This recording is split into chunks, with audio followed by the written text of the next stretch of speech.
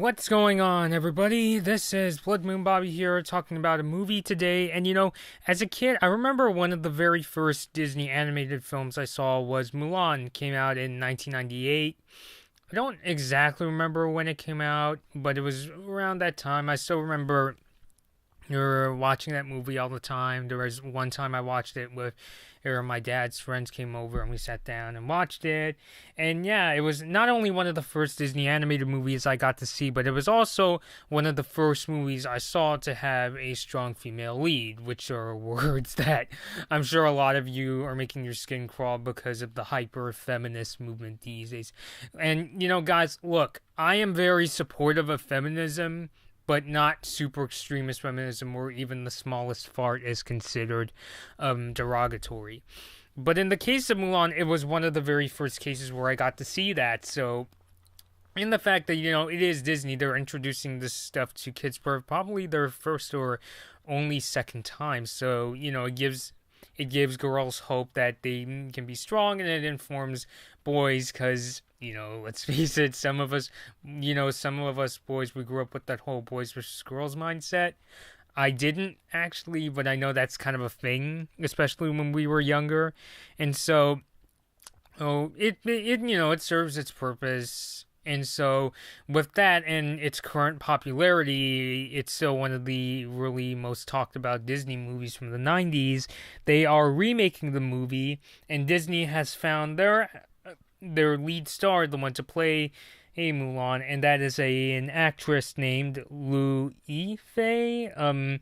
I'll have the name obviously posted in the title on both YouTube and SoundCloud. I'm trying to use the best Chinese I can. I've taken Chinese classes, but I can't exactly speak it. So don't drop me in Beijing, because, yeah, that's not going to look good. So, I don't think many of us know too much about Lu's acting career. She's sometimes referred to as Crystal Lu. But I honestly don't know about her too much. Interestingly, though, I did actually see her in one of her movies, which was The Forbidden Kingdom. She played the sidekick along with Jackie Chan and Jet Li, and I honestly don't remember her performance well. I know one of Disney's requirements is that the actress does have to speak English, and, of course, Lu does. She speaks English throughout The Forbidden Kingdom. It sounds so dirty saying she has to speak English. Although, honestly, in the case of a Disney movie, that is kind of a requirement since, one of their biggest audience is the United States. So, and of course she does know her martial arts. She, kicks ass in The Forbidden Kingdom, and I remember that. That's honestly the element I remember the most. Not that she doesn't talk that much in The Forbidden Kingdom. She does serve her purpose in that film. But we're going back to, I saw it in Chinese class in high school, and that was at a time when I didn't really study films. I just watched the films because, something looks really cool on the screen. So, in the case of Mulan, we'll just have to, wait and see. I honestly wish her the best. Mulan isn't really a franchise nowadays I look back to with a lot of fondness.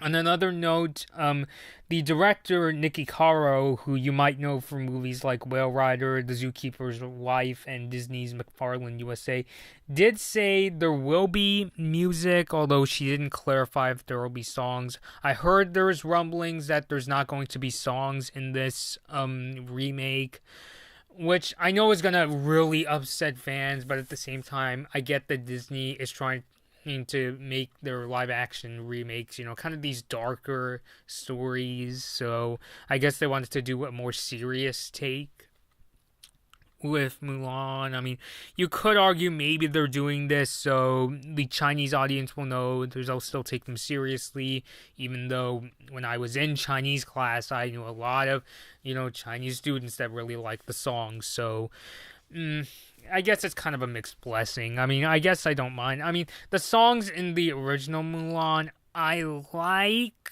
but I don't love. they're not the kind of songs that I look back to or even listen to all the time, like the songs in like Aladdin, The Lion King, The Hunchback of Notre Dame, or The Little Mermaid. So for me, I can work with or without these songs. So don't really have too much to go off of. The movie comes out in 2019. Let me just double check that here. So we have a bit of a ways to go. They haven't even announced who's going to play characters like Shang or the very underrated villain Shan Yu, who my dad gets really into. Shan Yu. I'm kind of surprised he's kind of forgotten by a lot of people. No, not the Mulan 1998 movie. Eat the Szechuan sauce! Just felt like saying that. Because of Rick and Morty. Let's see. IMDb says Ridley Scott may have been an influence. Well, he is the guy who made Alien, and there was Sigourney Weaver's character Ripley, so that's probably an influence.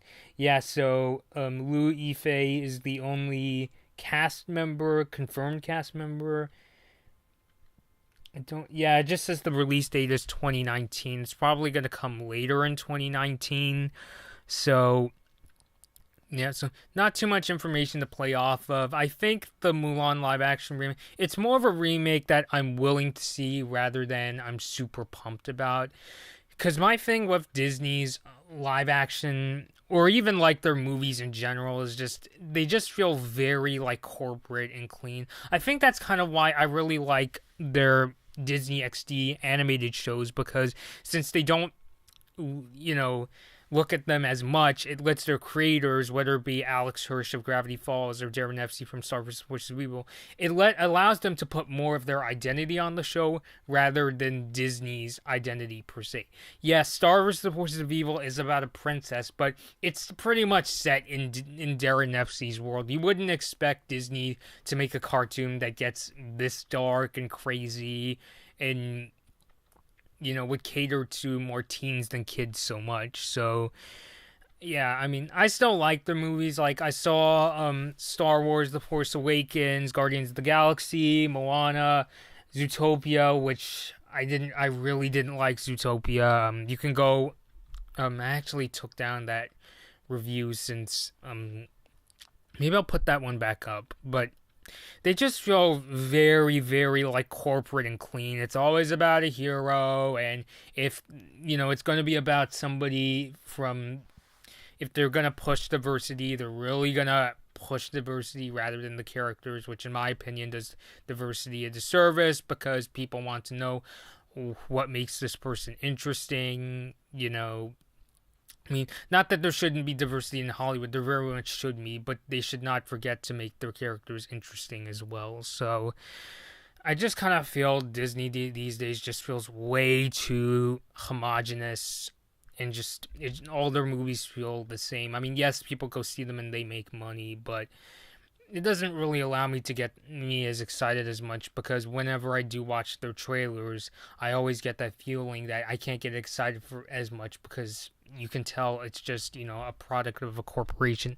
Yes, even really good movies are at the end of the day products of a corporation, but it's just, they should be, feel interesting, and they should have their own identity, not just be yet another product that's on the assembly line. So, I wanted to clarify that when I say that Disney feels kind of overly corporate and clean, I mean, it's always like every time you go see one of their modern movies, it's like, okay, you're going to get this kind of aloof or really strong character.